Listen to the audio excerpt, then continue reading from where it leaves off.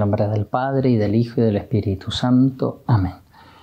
Dios te salve María, llena eres de gracia, el Señor es contigo. Bendita tú eres entre todas las mujeres, y bendito es el fruto de tu vientre, Jesús.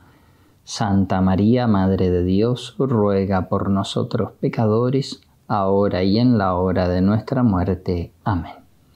Gloria al Padre, y al Hijo, y al Espíritu Santo, como era en el principio, ahora y siempre, y por los siglos de los siglos. Amén. San Ignacio de Loyola, ruega por nosotros. En el nombre del Padre, y del Hijo, y del Espíritu Santo. Amén.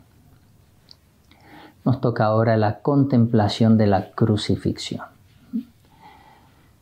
Como siempre, los preámbulos. En primer lugar, la presencia de Dios y adorarlo.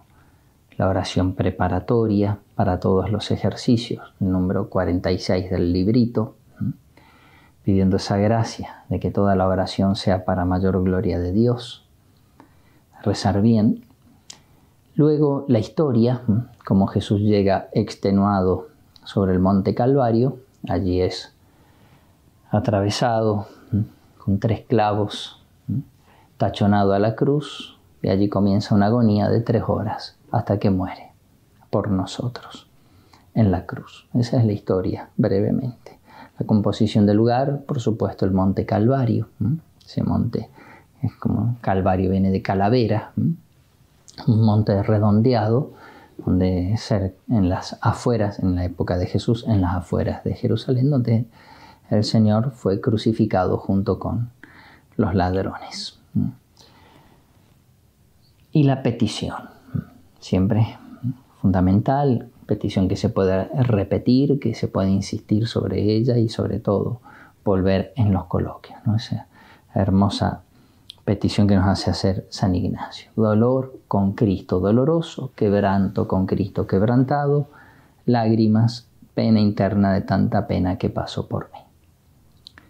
Bien, para esta ocasión vamos a presentar, guiados por la sábana santa, la crucifixión de Cristo, tratando de ver cómo se desarrolló esa terrible agonía. Nos encontramos frente a un misterio, el misterio de la pasión del Hijo de Dios, encarnado y redentor de los hombres, misterio de amor, y como todo misterio, una realidad es una realidad inagotable. Por eso el Padre La Palma dice que muchas veces, es decir, no alcanza con una contemplación. Está bien contemplarlo ahora, pero no alcanza con una contemplación. Entonces, muchas veces y con mucha atención y reverencia, tenemos que considerar cuánto largo tiempo y con cuántos graves tormentos ha estado nuestro Redentor sobre la cruz. Este será entonces nuestro propósito, detenernos un momento sobre la agonía de Cristo sobre la cruz para considerar con atención y reverencia algo, no podemos ver todo, de lo que significa estar en una cruz por lo menos 3 horas, clavado y colgado de 3 clavos. La sábana santa de Turín sabemos que fue el lienzo que cubrió el cuerpo de Cristo en el sepulcro. Y los detalles de esta pintura que ustedes pueden observar nos muestran cómo fue empleada la sábana para envolver el cuerpo de Jesús.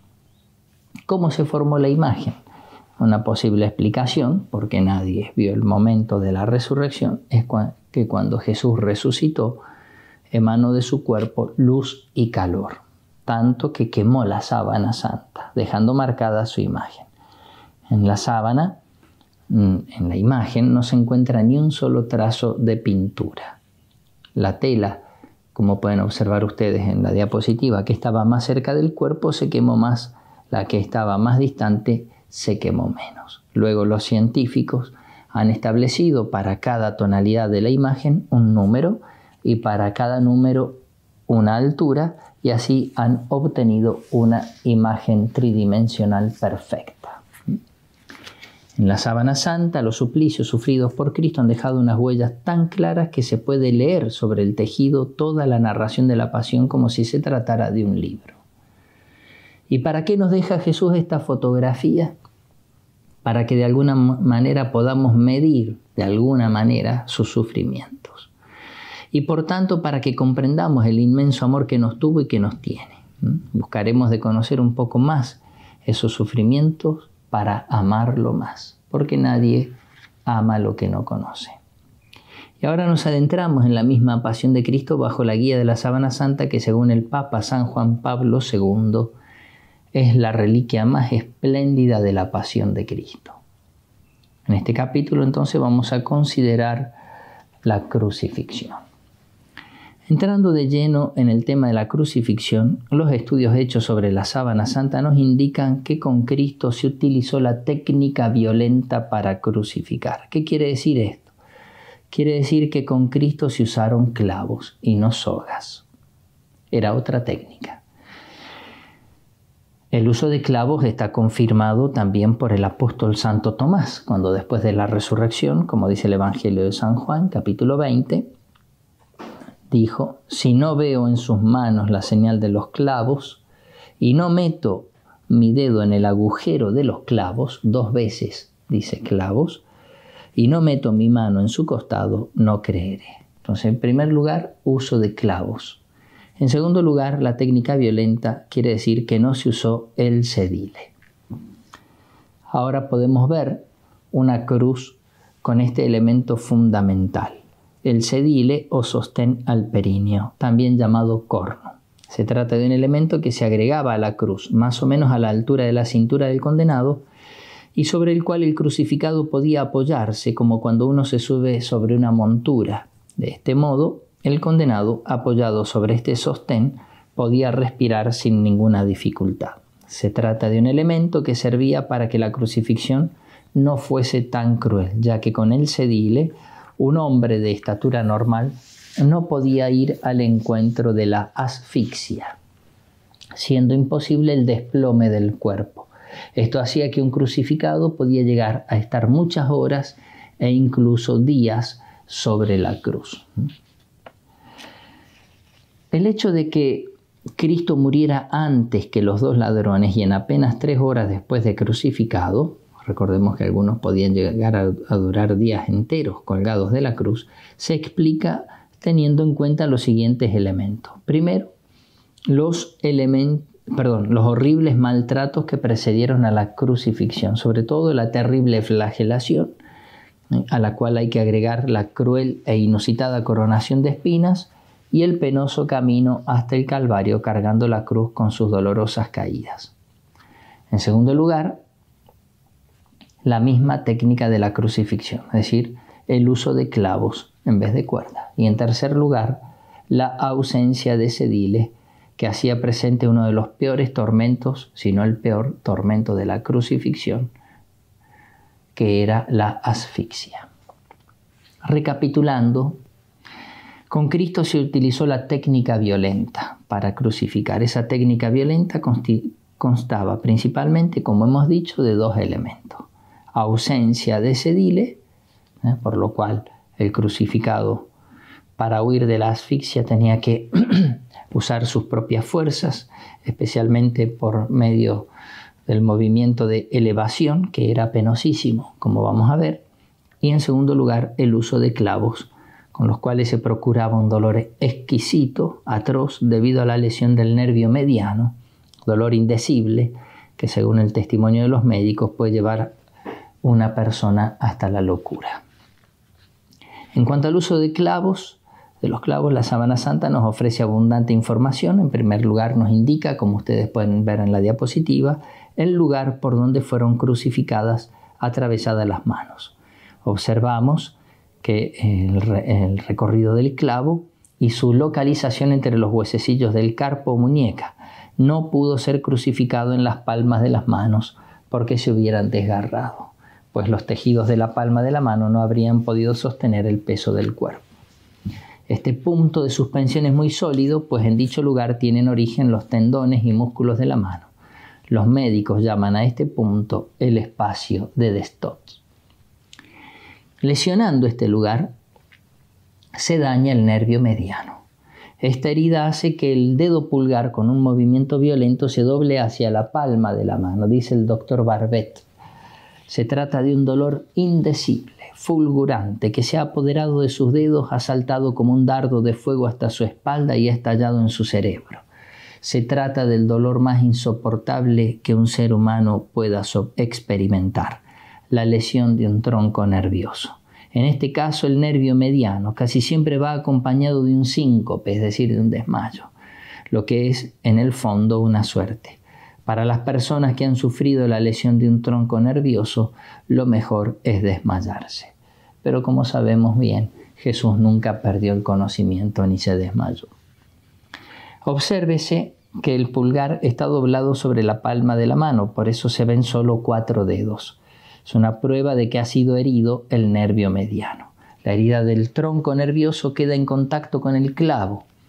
Y pronto, cuando el cuerpo de Cristo será suspendido en la cruz, quedará el nervio fuertemente tenso sobre el clavo, como una cuerda de violín que queda tensa sobre su puente, y vibrará a cada sacudida o movimiento, despertando el horrible dolor. Según los estudios, el grosor del clavo, siempre más o menos, o aproximadamente, era de unos 8 milímetros, y de unos 13 a 18 centímetros de largo. Y el orificio del clavo no es redondo, sino cuadrado. Otro elemento importante para demostrar que con Cristo usaron el método violento de crucifixión es el estudio de las palabras o frases pronunciadas desde la cruz por Jesús y por los ladrones. Estas palabras merecen una atenta consideración, más allá del contenido, ya que, como todo bien sabemos, las 7 palabras de Cristo en la cruz son todo un testamento espiritual. Está comprobado que durante la crucifixión violenta el crucificado podía hablar solo cuando se encontraba elevado, es decir, cuando se apoyaba o afirmaba en el clavo que le atravesaba los pies y haciendo fuerza hacia arriba con sus propios brazos. Y aunque estuviera elevado, su respiración no era normal. Respiraba mal, con mucha dificultad, ya que se trataba de una respiración acelerada y muy trabajosa, que se llama diafragmática. Por este motivo salían de la boca del crucificado solo algunas frases muy breves, cortísimas, sobre todo si se tiene también presente el dolor lacerante agudo del nervio mediano, la lesión de ese nervio, debido a los clavos de las manos, que produce un dolor de paroxismo, es decir, el máximo de dolor. Escuchemos las palabras de Cristo, frases muy breves y que son un fiel testimonio de lo dicho. Es decir, Jesús no podía respirar, se asfixiaba. Padre, perdónalos porque no saben lo que hacen. Primera, en verdad te digo que hoy estarás conmigo en el paraíso. Mujer, ahí tienes a tu hijo. Luego, indica una pausa, hijo, ahí tienes a tu madre. Dios mío, ¿por qué me has abandonado? Palabras que en el idioma de Cristo, en el arameo, son más breves, porque no hay artículos. Elí, Elí, lema sabactani. 4 palabras. Tengo sed. Todo se ha cumplido. Padre, en tus manos encomiendo mi espíritu. Es decir, todas frases muy breves. Podemos pensar, pensemos que en cuánto tiempo hemos leído estas palabras. 20 segundos, 30. Es todo lo que Jesús dijo en 3 horas colgado de la cruz. Entonces podemos pensar sin temor a equivocarnos que si Jesús en ese sublime momento de la cruz no hubiera tenido serias dificultades para respirar, ciertamente que hubiera dicho mucho más. Analicemos ahora las palabras de los ladrones, sobre todo la del buen ladrón, como dice el evangelista San Lucas, capítulo 23. Uno de los malhechores colgados le insultaba: no eres tú el Cristo, pues sálvate a ti y a nosotros. Pero el otro, escuchemos ahora la extensión de las palabras, dijo: ¿es que no temes a Dios, tú que sufres la misma condena? Y nosotros con razón, porque nos lo hemos merecido con nuestros hechos. En cambio, este nada malo ha hecho. Y decía: Jesús, acuérdate de mí cuando vengas en tu reino. Más o menos unas 40 palabras. Entonces la frase de los 2 ladrones, especialmente las del buen ladrón, revelan lo siguiente: una gran calma admirable y una sensatez extraordinaria, que ciertamente no son conciliables con el estado de sobreexcitación de quien tiene los nervios medianos lesionados y destrozados por 2 clavos. Recordemos que la lesión del nervio mediano puede llevar hasta la locura. Y en segundo lugar, las palabras del buen ladrón revelan una extensión de la intervención o palabras que no va de acuerdo al hecho de una respiración diafragmática y penosísima como era la de Cristo. Por estos motivos pensamos que los dos ladrones fueron crucificados con cuerdas en vez de clavos y que tuvieron probablemente apoyo o ayuda para poder respirar sin mayor dificultad. Por su parte, la Sábana Santa nos ofrece ciertos signos, como por ejemplo los regueros de sangre en las heridas de las manos, de los pies y de la cabeza, que ofrecen una importante información sobre la crucifixión de Cristo. El estudio detallado de esas marcas y heridas es clave porque nos lleva a entrever cómo en una película los movimientos dolorosos de los brazos, de la cabeza, de los pies y del cuerpo entero que Cristo tuvo que realizar por necesidad en su larga agonía sobre la cruz. El análisis frío y el cálculo geométrico de esas marcas de sangre, aunque sea un estudio árido y difícil, nos lleva a deducir un diagnóstico muy doloroso. La persona que tiene esas heridas ha sufrido atrozmente. Al mismo tiempo, este estudio y este importante diagnóstico se convierten para nosotros en altísima teología, porque nos revela a los hombres el misterio del amor del Verbo encarnado, amor de Cristo en la máxima expresión del amor, que es darse a sí mismo hasta la muerte, y sobre todo la muerte de cruz con todo lo que eso significa. Por eso, este estudio de los sufrimientos de Cristo no es algo de mera curiosidad, sino que es altísima teología. Nuestro Señor había dicho: nadie tiene amor más grande que aquel que da la vida por los amigos, y Cristo la dio por nosotros pecadores. ¿Y de qué modo? En la cruz. Como dice San Bernardo, Jesús quiso sufrir mucho por amor a nosotros para que también nosotros lo amemos con todo el corazón.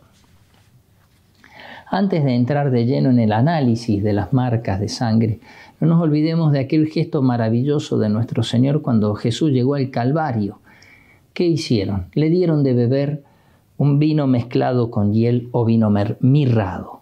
¿De qué se trata? Se trata de un narcótico, una bebida que mitigaba o suprimía el dolor, produciendo adormecimiento general o local, y se daba a los condenados a muerte. Pero como narra el Evangelio de San Mateo, Cristo, después de probarlo, no quiso beberlo. Es decir, Jesús no lo quiso beber, porque la entereza con que Jesús va a soportar la pasión no tenía que ser efecto de un narcótico, de una anestesia, de un analgésico, sino fruto de su fortaleza y de su amor a los hombres. En relación a la crucifixión es importante el estudio de la marca de sangre que en la Sábana Santa aparece sobre la herida de la muñeca de la mano izquierda. Hay más heridas que están en relación con la crucifixión, pero nosotros, por motivos de tiempo, nos vamos a detener solo en esta. Esta maravillosa llaga, con sus dos regueros de sangre, nos revela datos de gran interés. Por ejemplo, que el cuerpo de Cristo en la cruz debió, por su larga agonía, someterse principalmente a dos movimientos. En primer lugar, el de abajamiento, que también podemos llamar desplome, hundimiento o descenso, en el cual todo el peso del cuerpo de Cristo se apoyaba únicamente o casi sobre los clavos de las manos. Jesús que se desplomaba, se dejaba caer, el abajamiento.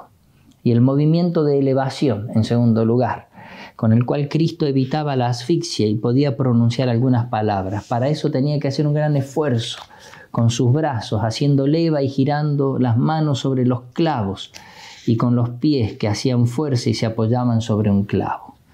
El doble reguero de sangre en la mano izquierda, súper evidente en la Sábana Santa, cuya abertura es de 35 grados, da razón más que suficiente de la doble posición de abajamiento y elevación de Cristo en la cruz. La sangre de las heridas, por la ley de la gravedad, siempre se dirigen hacia abajo, en línea directa, pero si de una misma herida, punto o fuente de origen, encontramos que hay regueros con distintas direcciones, quiere decir que esas partes del cuerpo han cambiado de posición, por ejemplo, la cabeza, las manos y los pies. Se trata de una herida preciosa porque nos permite una investigación rica de aplicaciones para poder llegar a conocer algo, como hemos dicho, del cómo era el método violento de la crucifixión romana y por lo tanto conocer algo de cómo fue la terrible agonía de Cristo en la cruz. De lo primero que nos habla esta llaga es sobre el gran descenso, ese hundimiento o abajamiento, desplome de Cristo en la cruz. Luego de haber sido clavado en las manos sobre el patíbulo, palo horizontal, y después de que los verdugos elevaron el patíbulo para colocarlo sobre el estipes o palo vertical, habremos construido el primer momento de la crucifixión. Pensemos que estamos delante de uno de los momentos más trágicos de la pasión de Cristo, ya que Cristo fue dejado por unos momentos con los pies por el aire, permaneciendo colgado totalmente solo de 2 clavos, los clavos de las manos. Entonces, primero crucificado en las manos y luego los pies quedaron en el aire hasta que los verdugos toman los pies de Cristo y allí con un solo clavo le atraviesan sus pies. En aquel estado de máximo abajamiento, sin un punto de apoyo en los pies, era imposible para Cristo realizar algún movimiento. Esto lo podía hacer el respirar recién cuando tuvo, en un segundo momento, clavados los pies. Los nazis en Dachau hicieron un experimento de cuánto puede soportar una persona colgada de las manos sin tener un apoyo en los pies, y dura pocos segundos. Con suerte llegará a un par de minutos si es que es muy fuerte y puede con sus mismos brazos hacer flexión, pero si no tiene ningún punto de apoyo muere en pocos instantes. La sábana santa nos enseña que los pies fueron clavados al estipes, palo vertical, atravesándolos en el segundo espacio metatarsiano cerca de la línea del infranc. La cruz, en la diapositiva, indica el punto de perforación. Con los experimentos hechos se ha constatado que no es difícil poner los pies uno sobre otro y clavarlos con un solo clavo. La posición del clavo permite que los pies se apoyen en él firmemente. Segundo momento, la dolorosa elevación. Después del gran descenso o abajamiento, de lo segundo que nos habla esta llaga es sobre la dolorosa elevación de Cristo en la cruz. Según Monseñor Ricci, Cristo ha tenido que transcurrir la mayor parte de las 3 horas de agonía en estado de elevación, en esa posición. Y es lo evidente si se piensa que en el estado de abajamiento era inevitable la asfixia.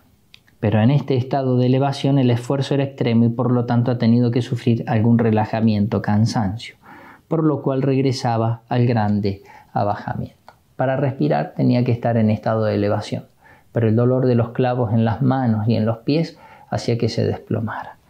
Pero al estar desplomado no podía respirar, se asfixiaba. De nuevo tenía que volver a la postura de elevación.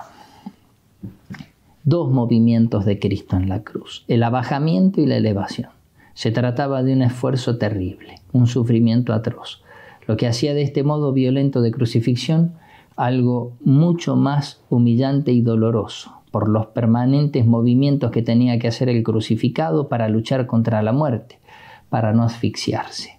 En este contexto de los movimientos que Cristo tenía que hacer sobre la cruz es que ahora se comprenden más el resonar en los oídos de aquellas sarcásticas burlas de los sumos sacerdotes, como dice Mateo en su Evangelio, capítulo 27, versículos 41 a 42.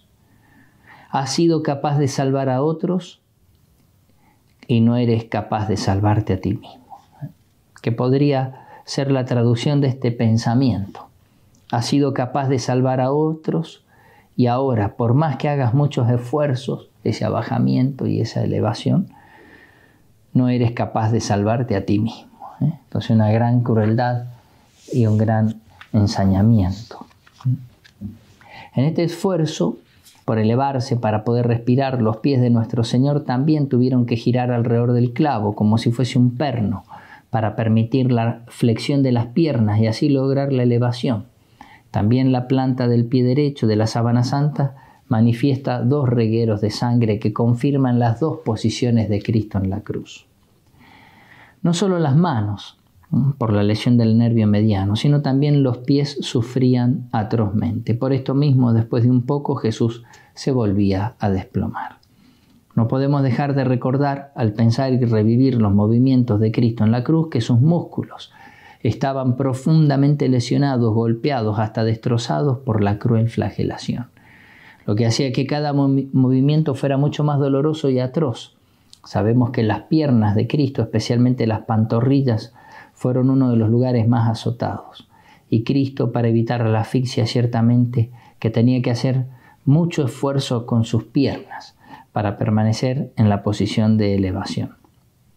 También hay que agregar que la falta de respiración adecuada, la llamada disnea, iba causando el tétano, con consecuentes calambres dolorosísimos en todo el cuerpo. Esta técnica violenta evidentemente refleja la crueldad de los romanos, la animosidad de los verdugos, sedientos de este tipo de espectáculos, que se deleitaban viendo cómo se alargaba la agonía del crucificado, con aquellos dramáticos y dolorosos movimientos de elevación y abajamiento. Así, mientras duramente se alargaba la vida, se divertían y gozaban de ver una agonía hasta el agotamiento total de las fuerzas, hasta no dar más, hasta morir. Podemos hacer como un paréntesis, ¿no? Cómo hacer sufrir a una persona de esta manera nos lleva muchas veces a decir eso no es humano, y decimos más de lo que sabemos porque eso es algo diabólico. Ciertamente no está en el ser humano hacer sufrir de esa manera a otra persona. Cuando se ven esas torturas, esas cosas, ese modo de hacer sufrir a los demás, y además el gozarse en eso, ahí está metido el diablo. Después de que el gusto sádico de los verdugos se había cumplido, o cuando intervenían motivos de carácter religioso como la preparación para la Pascua, para concluir con la agonía de los crucificados, se recurrían al llamado crurifragium, es decir, romper las piernas. Esto hacía imposible la elevación del cuerpo, lo que conducía a la asfixia inmediata y a la muerte, y así se concluía el drama. La lectura atenta de esta llaga de la mano izquierda de Cristo nos abre muchos aspectos interesantes y maravillosos de su pasión, y al mismo tiempo nos evidencia la perfecta armonía de la sábana santa con los datos del Evangelio, de la arqueología, de la medicina, de la historia y de otras tantas ciencias, lo que al mismo tiempo confirma la autenticidad y la veracidad de la sábana santa de Turín. Veamos un ejemplo de esa admirable consonancia de la sábana santa con otras ciencias, por ejemplo con la arqueología. Tienen ustedes delante en la diapositiva el llamado grafito de Pozzuoli. Se trata de un dibujo hecho sobre una pared. Está datado en el siglo I y se conserva hasta el día de hoy. Se encuentra en Pozzuoli, cerca de Nápoles, donde había un circo romano. El grafito fue hecho por un frecuentador de la taberna que fue a tomar vino y que antes había presenciado una crucifixión en el circo. E impresionado por el espectáculo hizo un dibujo de lo que vio sobre la pared. Y en ese dibujo podemos observar, y todo en perfecta agonía con la sábana santa. Primero, cómo la colocación de los clavos está propiamente en la zona de las muñecas, cómo utilizaban un solo clavo para crucificar con los dos pies. Y sobre todo es impresionante. Es patente el gesto de asfixia en el crucificado de Pozzuoli. Gesto que quedó grabado en la mente del que hizo ese grafito. La asfixia del crucificado es evidente por la expresión de la boca abierta, como mostrando hambre de aire, y por el signo de las costillas que están muy marcadas o pronunciadas. Algo impresionante. Regresemos a la pasión de Cristo. Recordemos que nuestro Señor se alzaba apoyándose sobre el clavo de los pies para tomar aire porque se asfixiaba, pero al no poder soportar el dolor del clavo de los pies volvía a desplomarse. De esta manera la mano giraba sobre el clavo del carpo, destrozando el nervio mediano. No hay nada que se pueda comparar al dolor que produce la lesión de un tronco nervioso. Al mismo tiempo producía un dolor de paroxismo, es decir, el máximo de dolor. Como decía el doctor Barbet, la naturaleza se inhibe, sobreviene un síncope y se muere de dolor. Hay que agregar que el doble movimiento también hacía que las llagas de las manos y de los pies se fueran ensanchando. También hay que decir y tener en cuenta que al levantarse y al dar llagada por la flagelación se raspaba contra el áspero y rugoso madero vertical y que la superficie de las manos se iba llenando de heridas al rozar con la superficie áspera de la cruz. Allí comenzó una terrible agonía. Fueron 3 horas interminables. Tener que sostener su cuerpo de las manos clavadas era la tortura más atroz de la crucifixión. Y a todos estos tormentos se suma la asfixia. Cristo debía sentir la sensación de un ahogo progresivo, una falta de respiración de lo más desagradable. El corazón trabaja más, sus latidos se aceleran y se debilitan. De ahí sigue cierto estancamiento de la sangre en los vasos sanguíneos de todo el cuerpo. Y como la oxigenación se realiza mal en los pulmones porque funcionan insuficientemente, se produce una sobrecarga de ácido carbónico que provoca una excitación de las fibras musculares y en consecuencia se produce una suerte de tétano en todo el cuerpo, calambres y tirantes de los músculos. El doctor Hinex afirmaba al respecto: es la muerte más horrible y espantosa que puede encontrarse. San Lorenzo Justiniano dice que la muerte de Cristo fue la más amarga y dolorosa de todos porque fue sin el mínimo consuelo. Brevemente recordemos algunos otros aspectos, algunos otros de los tormentos sufridos por Cristo durante su agonía en la cruz. En primer lugar, había quedado clavado en la cruz completamente desnudo. Esa era la costumbre romana. No hace falta aclarar que esta desnudez total era una gran humillación. Otro de los tormentos fue la sed. Se trata de una sed abrasadora, que era otro de los tormentos de los crucificados. Una sed causada por la fiebre alta, por la pérdida de sangre y por la abundancia de sudor derramado. Y si Jesús tuvo una fiebre alta, también tuvo que sentir un frío intenso, como nos pasa a nosotros, porque además estaba totalmente desnudo y expuesto al aire de abril, pleno otoño. Escribe el evangelista San Juan: sabiendo Jesús que ya estaba todo cumplido, dijo: tengo sed. El doctor Barbet habla de otro tormento. Las llagas de Jesús debían estar infectadas por la tierra que habían recogido y por las diferentes porquerías que los verdugos le habrían echado encima. Sobre algunas heridas se habrían formado incluso falsas membranas con segregación de suero y pus. Consecuencia de esto es que numerosas moscas y otros insectos revolotearían alrededor de su cuerpo y se posarían en sus llagas. Imposible de espantarlas. También se cebarían sobre su rostro. Mientras lo estaban crucificando, Jesús decía, Lucas 23:34, Padre, perdónalos porque no saben lo que hacen. Comenta el padre Bover, no hay en todo el Evangelio palabras más conmovedoras que estas.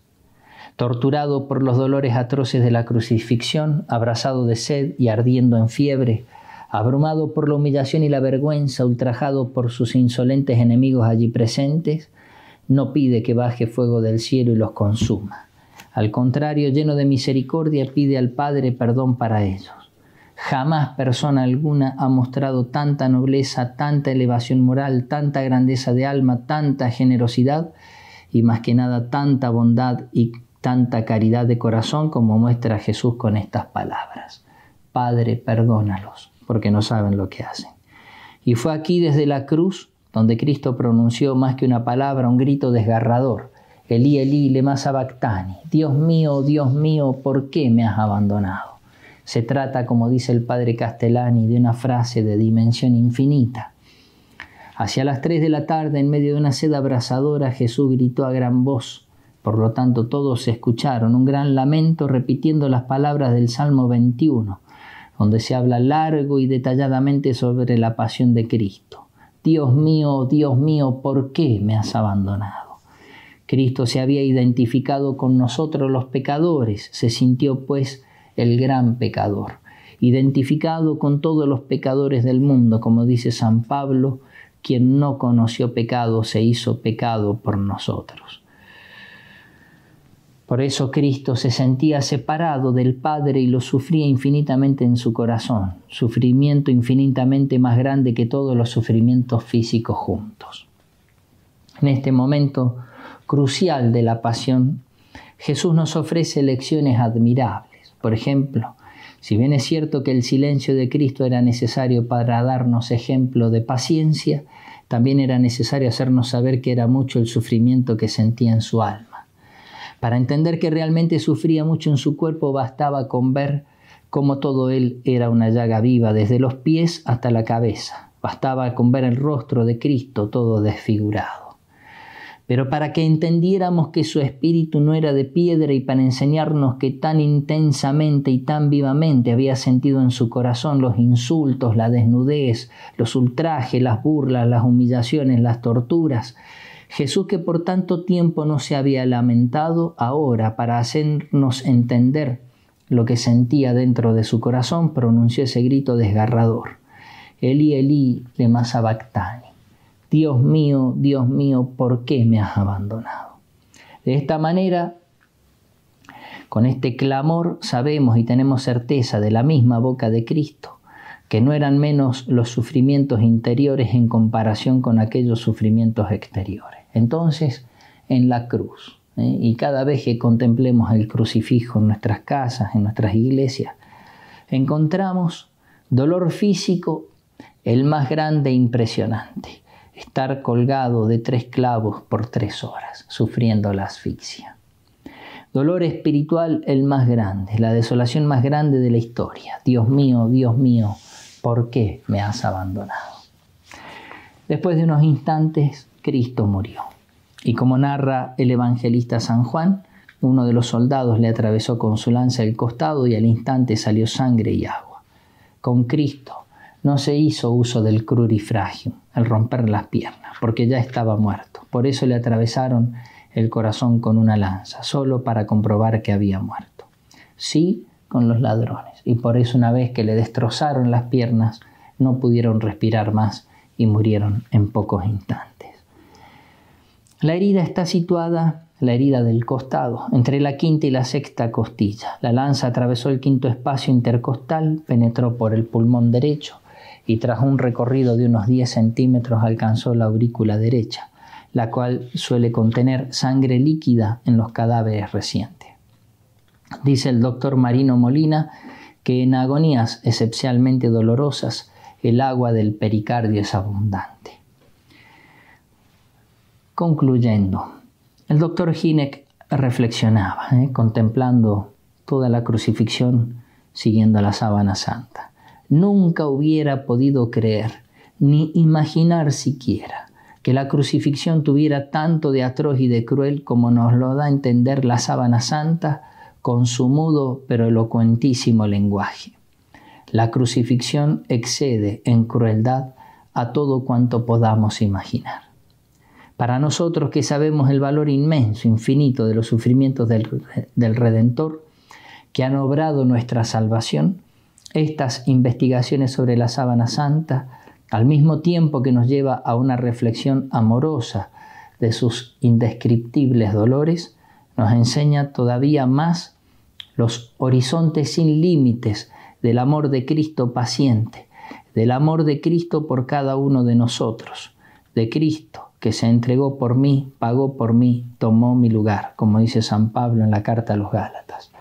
No nos olvidemos que el sacrificio de Cristo, para ir terminando, el sacrificio de Cristo en la cruz se renueva de modo incruento en cada Santa Misa. Lo indican las mismas palabras de la consagración. Cuerpo entregado, sangre derramada.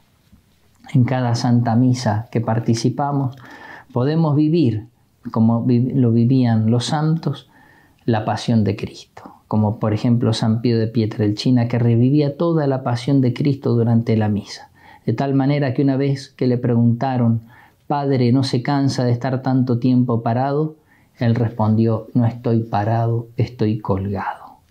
De tal manera como se identificaba con Cristo. Jesús, queridos ejercitantes, quiere que tengamos presentes, es decir, que meditemos, que contemplemos, que miremos mucho su pasión. Así se lo dijo a Santa Gema Galgani. Cuenta Santa Gema que Jesús crucificado le decía: mira, hija, mira y aprende cómo se ama. Y me mostró sus 5 llagas abiertas. Mira esta cruz, estas espinas, estos clavos, esta lividez, estos desgarrones, estas llagas y esta sangre. Todo es obra de amor y de amor infinito. Ve hasta qué extremo te he amado. ¿Quieres amar de verdad? Aprende antes a sufrir. El sufrir enseña a amar. Por último, la memoria de la Virgen. ¿Quién puede describir los dolores de la Virgen? Si no podemos describir los dolores del Hijo, ¿cuántas lágrimas habrá derramado la Virgen? Y a pesar de todo esto, la Virgen María estaba allí, al pie de la cruz, de pie, como dice San Juan. Estaba junto a la cruz de Jesús, su madre. Que la Virgen de los Dolores, entonces, nos alcance la gracia de llevar siempre a nuestros corazones la pasión de Cristo. Como dice el Stabat Mater. Santa Madre, esto te pido, que se imprima en mi sentido la dolorosa pasión, que conmigo dividida la lleve toda la vida dentro de mi corazón. Y como nos enseña San Ignacio también en los coloquios, aprender a hacernos esas preguntas, ante Cristo crucificado, ante Cristo colgado por mí en la cruz. ¿Qué hice por Cristo? ¿Qué hago por Cristo? ¿Qué he de hacer por Cristo? ¿Qué he de hacer por la Virgen María? Bendita sea la pasión de nuestro Señor Jesucristo y los dolores de su Santísima Madre. En el nombre del Padre, y del Hijo, y del Espíritu Santo. Amén.